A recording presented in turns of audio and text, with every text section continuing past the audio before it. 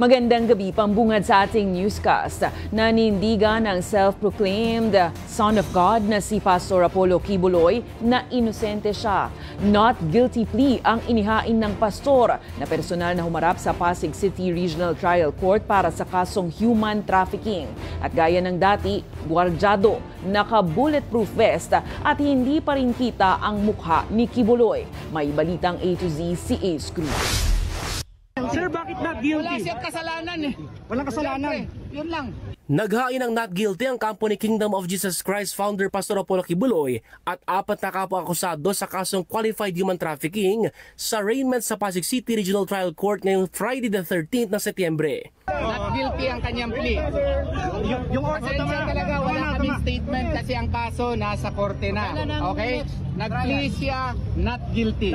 Inaakusahan sila Kibuloy ng paggamit sa mga babaeng miyembro ng KOJC para makalikom ng pondo para sa kanilang simbahan. Ang ilan sa mga biktima, mga minor de edad.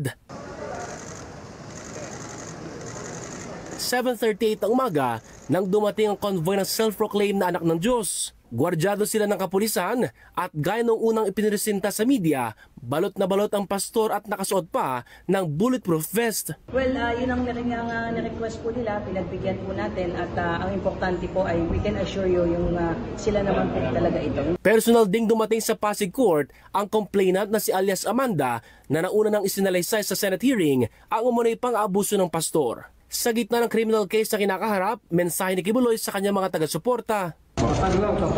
Matapos ang 1.5 oras na arraignment, agad na dinala si Kibuloy pabalik ng custodial facility sa Camp Crame. Tsaka naman isinagawa ang virtual arraignment sa hiwalay na kasong sexual abuse na nakahain sa Quezon City RTC. Muli, naghain si Kibuloy ng not guilty plea. Samantala, batay sa commitment order ng Branch 159 na nakuha ng news team, ipinag-utos na ng korte ang paglipat kay Crescente, Canada sa Pasig City Jail Male Dormitory at sa Female Dormitory naman ang 3 babaeng akusado. Isa sa ilalim muna sa medical check-up ang 4 bago isalang sa booking procedure sa Pasig City Jail.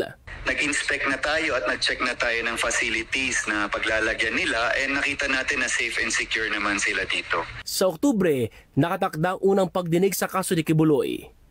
Para sa Balitang A to Z, Ace Cruz.